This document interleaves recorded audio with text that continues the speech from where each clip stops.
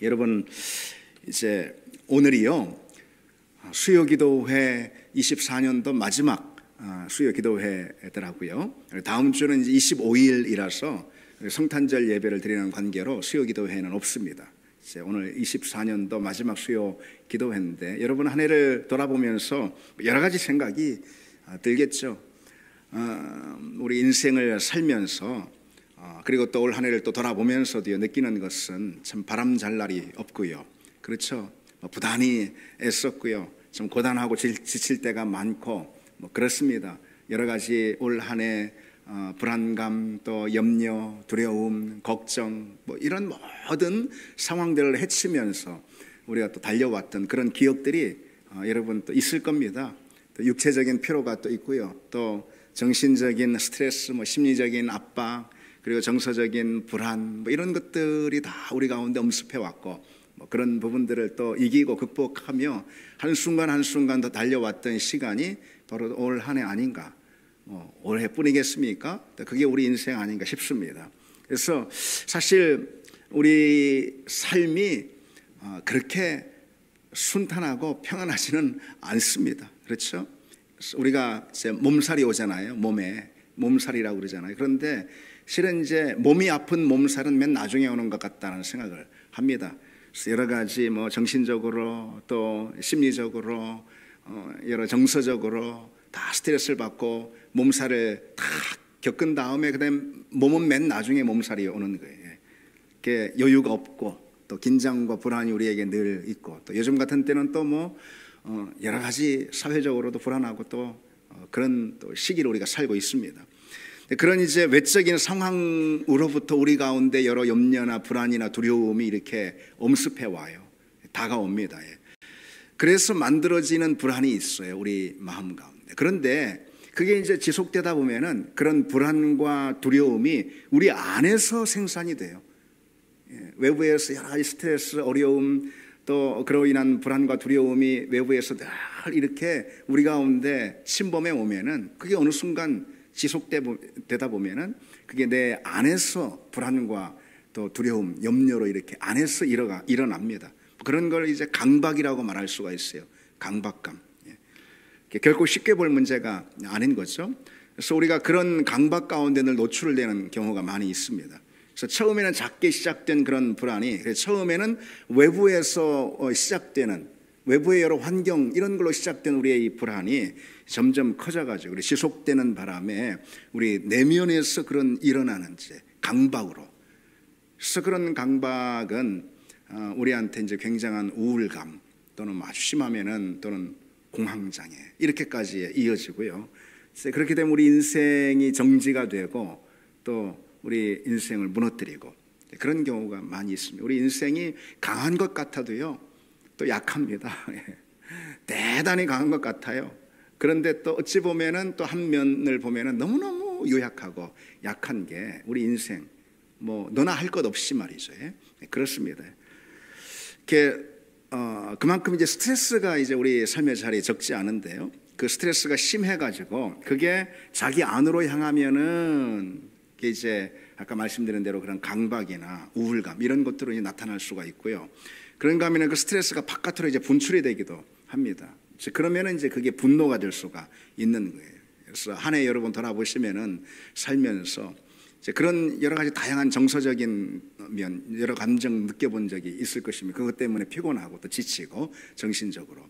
근데 특별히 이제 바깥으로 확 분출되는 그런 분노, 화가 있는 것들, 화가 그런 겁니다. 그 사람의 성격이 못돼서 그런 게 아니고 그런 화가 있습니다.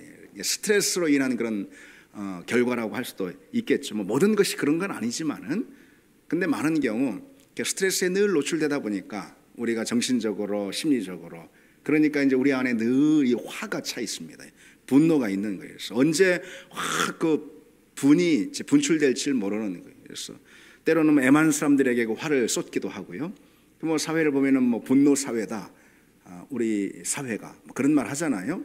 분노가 만성이 되는 거예요. 그리고 스스로 억제할 수가 없을 만큼 이제 분노가 계속해서 쌓이게 되는 거죠. 이제 세상은 그만큼 강팍하고 힘들고요. 스트레스를 많이 주고 인간은 심리적으로 너무 약한 거예요. 다 유약한 거예요. 그래서 그 사람이 꼭 정말 못돼서 그렇다라고만 볼 문제는 아닌 거죠. 예. 우리가 심리적으로 너무 유약하고 세상은 막 너무 강팍하고 스트레스가 너무 많고 그러니까 이제 그 분노가 만성이 되고 그리고 또 스스로 억제할 수 없는 그런 지경까지 이르게 되는 경우가 있어요. 그래서 눈에 띄는 점은요, 우리나라 사람들의 특징이 그 스트레스를 받으면은 대표적으로 드러나는 이 반응이 바로 분노라고 그럽니다. 그러니까 다른 나라 같은 경우는 스트레스에 지속적으로 노출되면은 그러면은 무슨 이제 불안장애라든지 우울 증세라든지 이런 것들이 보통 오는데 우리나라 사람은 분노로 그것이 더 주로 많이 표출이 된다고 그럽니다. 그런데 이 분노는 또 실은 가만 보면은요, 바깥으로만 표출되는 건 사실 아니에요. 분노는 그 내 안에 내면에 이게 그냥 꽉 차여가지고 그래서 끙끙 앓는 그런 속에서 끙끙 앓는 그런 분노. 예, 그래서 이 안에 이제 화산처럼 꽉 가둬져 있는 거죠. 그게 이제 실은 또 언제 터질지, 언제 폭발할지 또 모르는 것이죠. 그래서 분노는 그래서 뭐 다양한 형태로 일어납니다. 어떤 사람은 이제 항상 화가 나는 이런 상태에 있는 거죠. 항상 화가 나 있어요. 그래서 표정을 봐도 그렇고 말하는 걸 봐도 그렇고 항상 짜증이 있고 그리고 불만이 이제 가득 쌓여 있습니다. 그래서 그 사람 곁에 가면은 저 사람 나한테 화나 있나? 내가 뭐 잘못한 거 있나? 이런 게 느낄 정도로 항상 이제 자기는 몰라요, 그걸. 그런 이제 화가 있습니다. 그래서 그걸 이제 여러 가지 주제를 놓고선 막 표출시키는 거죠. 어떤 정치적인 현상을 막 말하면서 그런데 실은 자기 내면에 이렇게 가득 쌓여있던 분을 표출하는 그런 것이 돼요. 정치가 뭐 이게 뭐야 뭐 하면서 나라가 뭐 막 왜 이래 하면서 정말 나라 걱정해서도 그럴 수도 있는데 또 한편 보면은 그게 아니고 자기 안에 있는 어떤 분을 화를 그런 식으로 이제 표출하는 경우도 있는 거죠. 또 어떤 사람은 시도 때도 없이 이렇게 화를 막 폭발해서 내기 때문에 그 사람 옆에 가기가 참 어렵습니다. 불안해요. 또 어떤 사람은 차곡차곡 그 마음 가운데 쌓아두는 그런 경우도 있고요. 그러면서 이제 그 미움이 커가고 적개심이 이제 커가고 그렇습니다. 그래서 교회 공동체 안에서도 그런 경우가 있을 수 있어요. 우리가 서로 에티켓을 지키고 그래야 되잖아요. 예, 서로 나는 그래도 저 사람한테 우리 교회 공동체니까 나는 그래도 저 집사님한테 나는 그래도 저 목사 앞에서 나는 착한 사람으로 늘 인정되고 그렇게 보였잖아. 그런데 이제 그 마음 한편에는 어떤 불만들 또 이 해소되지 않은 그런 감정들이 있어가지고 분노가 차곡차곡 계속 쌓입니다. 그래서 한 해 내내 쌓이는 거죠. 그래서 그게 이제 분출이 되는 그런 경우도 있는데 여러 가지 다양한 방식으로 또 분출이 될 수가 있겠죠. 어느새 이제 안 보여버려요. 예, 그런 경우도 있고요. 또 사실 그 문제를 놓고 이제 건강한 방식으로 해결을 해야 되는데 그렇게 안 될 때가 우리에게 있단 말이죠. 어쨌든 이제 우리가 이게 노인 정서적인 또는 심리적인 또는 뭐 영적이라고 말할 수도 있어요. 영적인 그런 상황들이 그렇습니다. 그래서 우리가 늘 분노나 강박이나 불안이나 두려움 이런 내면을 가지고 살 때가 많이 있어요. 예. 그래서 구약 성경에 보면은 이 평강이라는 단어가요, 샬롬이라는 단어입니다. 히브리어로 샬롬. 여러분 뭐 너무 잘 아시죠? 그런데 이 샬롬의 원뜻은요, 전쟁이 없는 상태입니다. 싸움을 그친 상태. 이게 바로 이 샬롬이라는 그런 말의 의미입니다. 그렇다면은 이 샬롬이 깨진다면은 어떻게 되겠습니까? 당연히 전쟁이 시작되는 거예요. 싸움이 시작되는 거예요. 전쟁으로 돌입하게 되는 거예요. 그래서 아까 계속 말씀드린 그런 불안이나 두려움이라는 것은요, 내 내면에 이 샬롬이 그치고 전쟁이 시작되는 걸 말하는 것입니다. 그래서 이제 이 불안이나 염려나 두려움 이런 것은 내가 나랑 싸우는 거예요. 내 내면 안에서 내가 나랑 싸우는 거예요. 그런가 하면 분노는 내가 내 바깥의 어떤 대상과 싸우는 것입니다. 불안과 분노는 실은 이 샬롬, 다시 말해서 평강이 깨진 상태라는 것이죠. 샬롬이 깨지면은, 샬롬이 떠나면은, 샬롬은 전쟁이 그친 상태라고 말씀드렸어요. 그 샬롬이 깨지면은 우리는 전쟁에 돌입하게 되는 거예요. 내 내면 안에서도 여러 가지 다양한 방식으로 막 계속해서 전쟁이 일어나고 내가 다른 어떤 대상과 함께, 그게 사람이 될 수도 있고요, 내 가족이 될 수도 있고, 이렇게 전쟁 상태에 돌입하게 되는 거예요. 오늘 이 시대 사람들에게 샬롬이 없어요. 평강. 늘 내면의 어떤 전쟁 상태 가운데 이제 우리 있다는 거죠. 그러면 전쟁이 일어났다는 걸 생각해 보면, 전쟁은 모든 걸 앗아가잖아요. 전쟁은 그냥 풍비박산 만드는 거잖아요. 그렇습니다. 전쟁이 일어난 거예요. 전쟁이 일어나니 우리 마음, 내면, 우리 삶, 우리 영혼, 모든 것이 피폐해지고 모든 것이 무너지고 망가지고 그렇게 되는 거죠. 평강을 잃으면은 그렇게, 평강을 잃으면은 뭐 그럴 수도 있지, 그런 게 아니라는 거예요. 평강을 잃으면은 전쟁이 돌입하는 거예요. 우리 내면에 전쟁이 일어난 그 상태 자체를 가리켜서 평강을 잃었다라고 말할 수가 있는 거죠. 요즘은 뭐 더 할 수가 있죠. 그래서 뭐 TV만 틀면은 막 그냥 계속해서 뉴스들이 쏟아져 나오고 그러니까요. 또 그 뉴스는 또 내일 지나면은 또 가짜 뉴스가 또 되기도 하고요.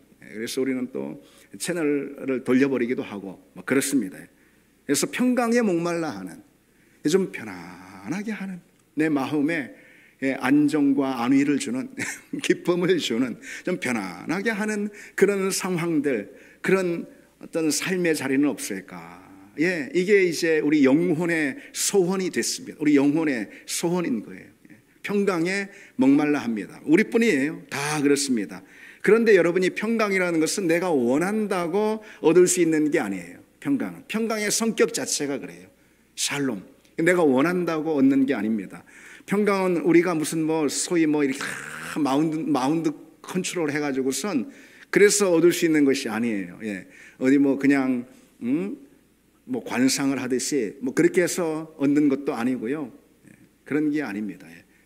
그는 금세 무너지고 마는 거예요. 내가 내 마음을 스스로 다스리고선 평강을 얻을 수 있다고 생각하는, 만약 그렇게 얻은 평강이라 하면 그건 금방 무너지고 맙니다. 내가 평강을 원한다고 내가 마음을 뭐 스스로 다스린다고, 그런다고 결코 평강을 얻을 수가 없다 이 말이죠. 그건 우리가 현실 가운데도 경험하고 있는 바예요. 오히려 반대로 여러분, 성경에서 보자면 이 반대로 평강이 우리 마음을 다스릴 때, 평강이 우리 마음을 주장할 때, 그때 우리 마음은 그 평강을 누리게 됩니다. 평강은 그때 비로소 우리 마음에 찾아들게 된다는 게 거꾸로는 거예요. 거꾸로. 우리가 평강을 불러들이는 게 아니고, 평강이 우리 마음을 주장하고 다스릴 때, 평강이 우리 마음을 점령할 때, 샬롬이 우리 마음을 다스릴 때, 그때 우리는 진정 평안한 삶을, 평안한 그런 심령을 갖게 된다는 거예요. 그래서 평강은, 그래서 여러분, 그저 마음의 문제가 아니에요. 로마서 16장 20절에 평강의 하나님께서 속히 사단을 너희 발 아래에서 상하게 하시리라 그랬습니다. 하나님이 사단을 상하게 하리라 이렇게 말씀하셨는데, 어떤 하나님으로 소개되고 있죠? 특별히 평강의 하나님, 평강의 하나님이 사단을 너희 아래 상하게 하리라 그랬어요. 여기서 우리는 뭐 어떤 힌트를 얻을 수가 있습니까? 평강을 깨트리는 자가 있다는 거예요. 바로 사단인 것이죠. 사단은 평강을 탈취합니다. 사단은 평강의 강탈자인 거예요. 하나님께서 그 사단을 발로 밟으실 때, 그 하나님은 어떤 하나님이에요? 평강의 하나님이, 샬롬의 하나님이에요. 그 하나님이 평강의 탈취자인 사단을 몰아내실 때 비로소 우리 심령 가운데 평강이 오게 된다는 거예요. 오늘 여러분 말씀을 한번 보세요. 그리스도의 평강이 너희 마음을 주장하게 하라 그랬어요. 여기서 이 주장하게 하라 라는 말은요, 다스리게 하라, 지키게 하라, 이런 뜻입니다. 딱 지킨다 이런 거예요. 군인들이 지키듯이 딱 지키다, 그런 뜻입니다. 평강은 여러분, 우리가 뭘 알 수 있습니까? 환경이나 어떤 뭐 자기 다짐, 난 이제 평강해야지, 난 마음을 다스릴 거야. 이런 무슨 자기 다짐 있잖아요. 아니면 여러 평강한 환경들 있잖아요. 그런 것으로 인해 주어지는 상태가 아니라는 거예요. 이 성경의 평강은 외적인 조건이 아닙니다. 평강은 내 내면에서 이렇게 스스로 만들어지는 마음의 상태, 이런 것도 아니라는 거예요. 오히려 평강은요, 하나님이 주시는 건데, 그 평강 자체가 주체가 돼가지고서 내 마음을 다스립니다. 평강 그 자체가 주체가 되는 거예요. 평강은 내 마음에 있는 무엇이 아니에요. 평강은 대상입니다. 평강은 하나님이 주시는 거예요. 하나님께 있어요. 하나님께 있는 평강, 내가 볼 때는 어떤 대상인 거예요. 평강이. 그 평강이 주체가 돼서 내 마음을 다스릴 때, 내 마음을 점령할 때, 그때 내 안엔 비로소 평강이 임하게 된다는 거예요. 여러분 다시 한번 본문을 보세요. 평강이 너희 마음을 주장하게 하라. 평강이 주어잖아요. 그렇죠? 너희 마음의 평강을 채우라. 평강이는 목적어가 아니에요. 너희가 평강을 얻어라. 너희 마음의 평강으로 채워라. 이런 게 아니에요. 평강이 너희 마음을 주장해. 샬롬이 너희 마음을 주장하게 하라. 다스리게 하라. 그런 뜻이에요. 그래서 모든 불안으로부터, 모든 두려움으로부터, 모든 강박과 또는 분노로부터 내 마음을 상하고 깨트리게 하는 모든 것으로부터 우리를 지킨다. 내 마음을 탁 지킨다라 이런 뜻입니다. 그래서 여러분 사람들은요, 특히 뭐 어떤 불교적인 태도가 그런 게 많이 있죠. 우리나라 사람들이 그래서 굉장히 예수 믿으면서도 이게 신앙이 짬뽕이 돼가지고 혼합이 돼가지고요, 불교적인 정서 같은 걸 많이 갖고 있어요. 성경을 잘 모르고 말이죠.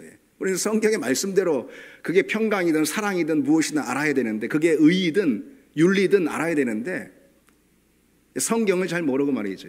그래서 어쨌든 이 평강 같은 경우도 불교적인 정서를 가지고서는요, 그건 무슨 뭐 템플스테이 같은 거 이렇게 하면서 다 고즈넉한 산장에 들어가가지고 절간에 들어가가지고 가부좌를 들고 다 세상은 난 다 몰라 세상을 등지고 나 혼자 다 있으면은, 그러면은 평강이 올 줄 아는데 천만의 말씀이요. 어디 산속 어디 저 외딴 섬에 있다 하더라도요, 그렇다 하더라도 내 심령 내 마음을 침투하는 수많은 번뇌들이 얼마나 많아요. 고즈넉한 그 불당에 가부좌를 들고 있어서도요, 수만 가지 번뇌에 쌓이는, 수만 가지 번뇌, 마음이 다 이리 찢기고 저리 털리고 다 그러는 거예요. 그게. 내가 스스로 뭔가 평강을 어떤 갖거나 주장하거나 할 수가 있는 게 아니라는 거예요. 평강 그것이, 그건 하나님이 주신, 하나님께 있는 것인데, 평강 그것이 내 마음을 찾아오는 거예요. 그래서 내 마음을 점령하는 거예요. 다스리는 것입니다. 지키는 거예요. 무엇으로부터 내 마음을 지킵니까? 사단으로부터예요. 사단이 주는 모든 두려움, 불안, 염려, 강박, 분노, 내 마음을 상하고 찢기게 하는 모든 번뇌들, 그런 것들로부터 나를 지킵니다. 그게 바로 성경이 우리에게 가르쳐주고 있는 참된 평강이라는 거예요. 빌립보서 4장 7절 말씀 여러분 잘 아시죠?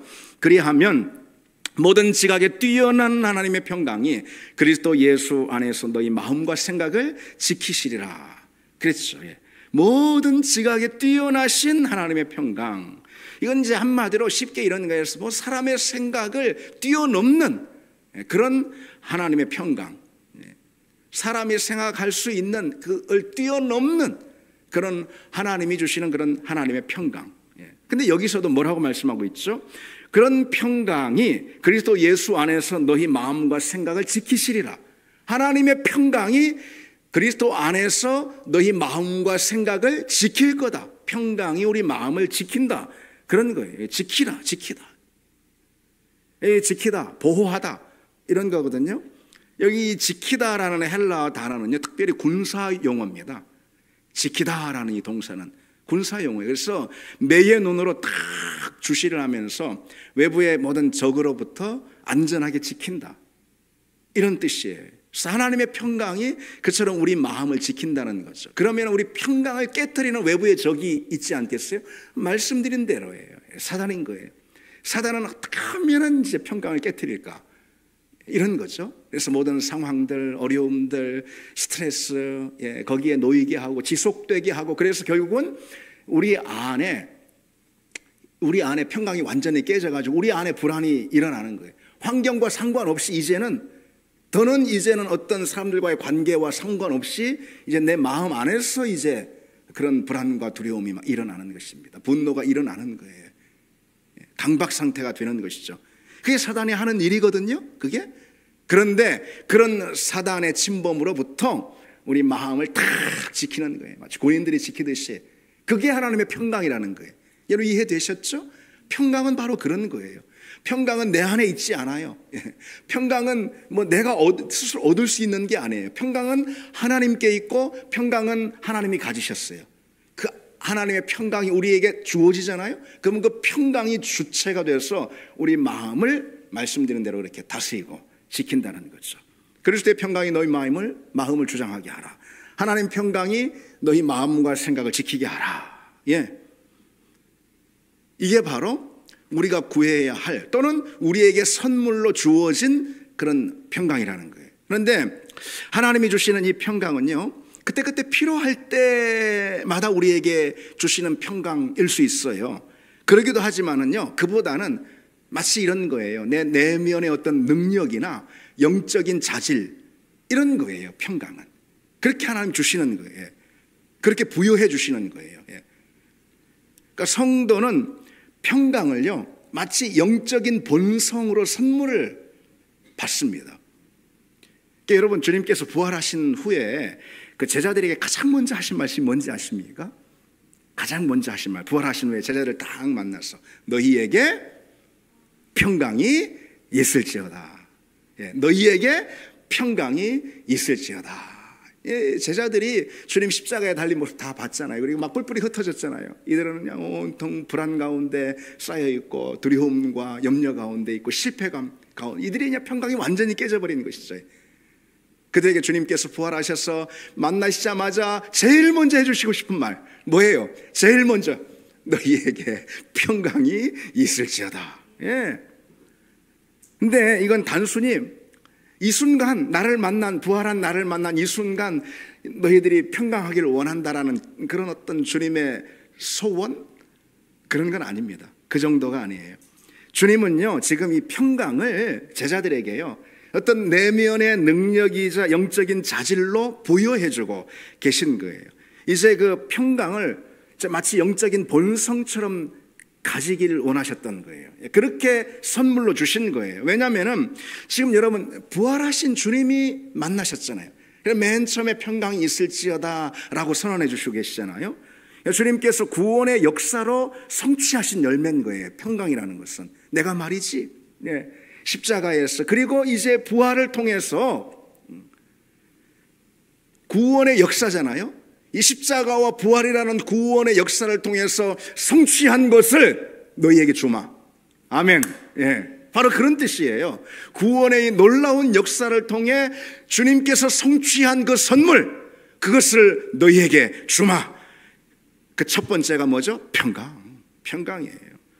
그래서 주님은요, 당신이 구원의 역사를 통해서 얻으신, 그래서 우리에게 선물하실 수 있는 그 평강이라는 그런 성도의 내면의 자질, 능력, 이것을요 지금 제자들에게 집행해 주고 계시는 거예요.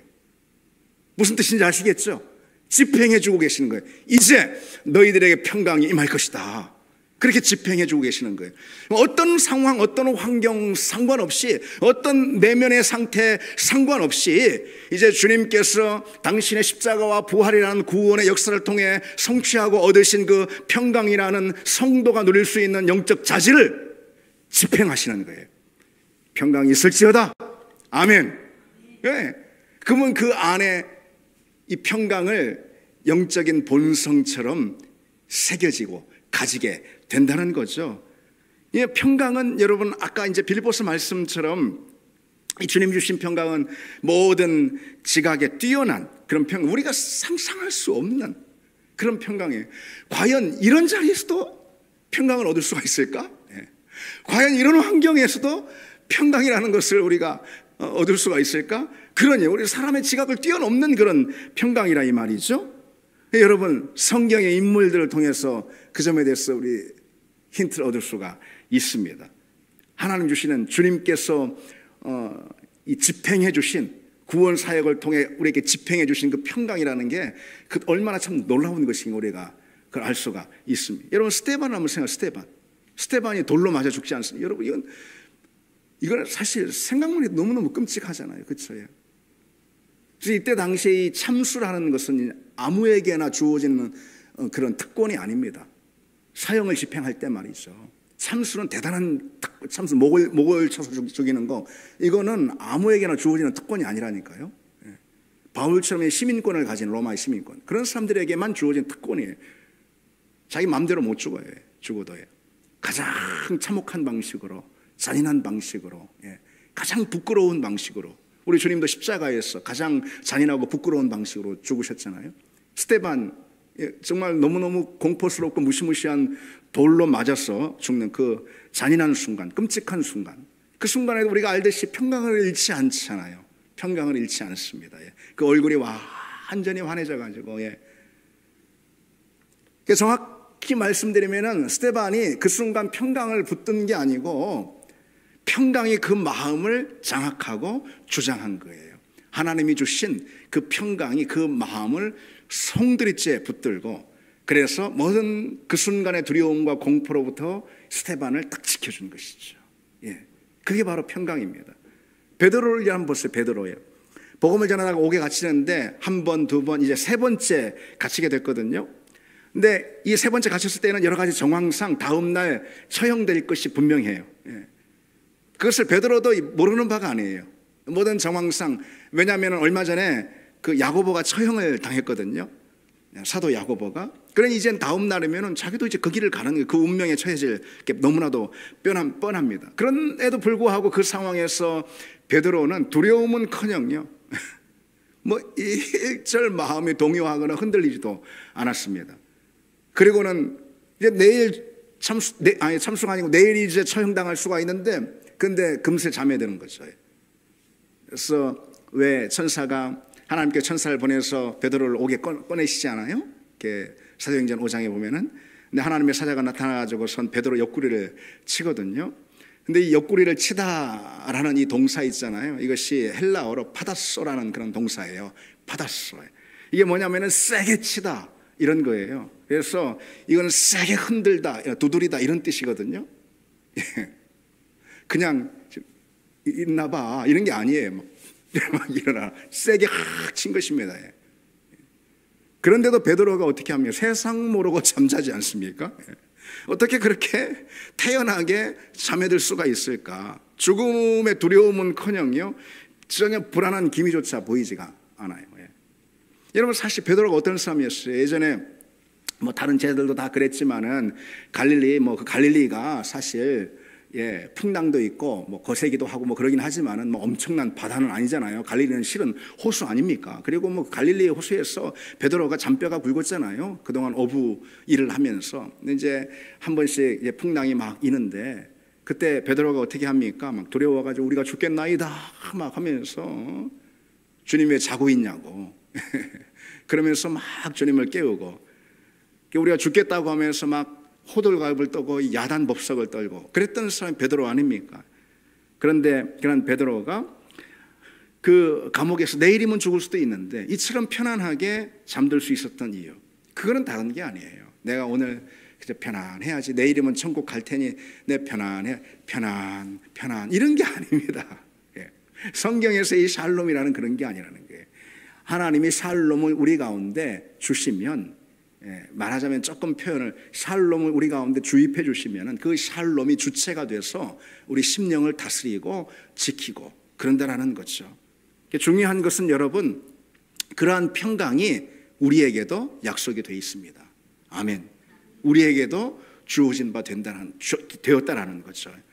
우리는 그 선물을 얼마든지 선택하고 또 사용할 수가 있어요. 아니, 우리에게 이미 주어졌다니까요. 여러분, 주님께서 너희에게 평강이 있을지어다, 주님의 구원사역, 십자가와 부활이라는 구원사역을 통해서 제자들에게 주님이 이제 주권을 가지고 집행해 주신 그런 선물, 그런 은혜, 이게 평강 아니에요? 그래서 평강이 우리에게 이미 주어졌다라는 거죠. 우리는 얼마든지 평강을 선택할 수 있고요, 어느 상황에서든지 우리는 그 평강을 주장하고 또 사용할 수가 있습니다. 아무나 그런 하나님 주시는 평강을 사용할 수 있는 건 아니죠. 하나님의 자녀, 바로 우리를 말하는 거죠. 하나님의 자녀라면은 그런 평강을 사용할 수가 있어. 이것은 우리에게 마치 영적인 어떤 자질, 능력처럼 주어진 것입니다. 그래서 우리가 그 평강을 선택하면은, 그러면은 그 평강이 일하기 시작합니다. 평강이 작용하기 시작하는 거예요. 우리를 사로잡고 우리를 지키고 우리를 다스리기 시작하는 것이, 우리 심령으로부터 시작해 우리 모든 삶을 그 평강이 이끌기 시작할 수가 있다는 거죠. 여러분, 우리가 어떻게 평강을 그러면 선택할 수 있어요? 하나님이 언제든 우리가 바라고 요구하면 언제든 하나님 우리에게 평강을 주셨어요. 평강이 우리 가운데 찾아와서 평강이 닿습니다. 어떻게 우리는 그 평강을 선택하고 또 사용할 수 있을까요? 그것은요,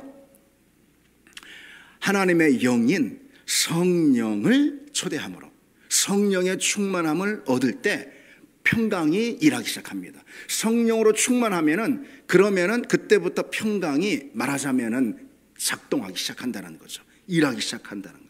로마서 14장 17절에요. 하나님의 나라는 먹는 것과 마시는 것이 아니요 오직 성령 안에 있는 의와 평강과 희락이라 그랬습니다. 예, 하나님의 나라, 하나님께서 다스리시는 것은 무엇이냐? 성령 안에서 의와 평강과 희락. 예, 오늘 주제로 보자면은 성령 안에서 평강이다. 하나님의 나라는 성령 안에서 우리가 누릴 수 있는 평강이다. 우리 같이 한번 해볼까요? 하나님의 나라는 성령 안에 있는 평강이다. 예, 그것입니다. 예. 평강은 우리가 누릴 하나님 나라인 거예요. 한마디로 평강은 우리가 누릴 천국인 거예요. 하나님 나라는 천국이죠. 평강이라는 것은 우리에게 하나님이 주시는 하나님의 나라인 거예요. 평강은 우리가 이 땅에서 누릴 수 있는 천국의 삶인 거예요. 예, 그 약속됐어요. 그런데 그 평강은 누가 누리게 되느냐? 누가 누리냐? 성령 안에 있는 사람이, 다시 말해서 성령 충만한 사람이 그 평강을 누릴 수 있다는 거죠.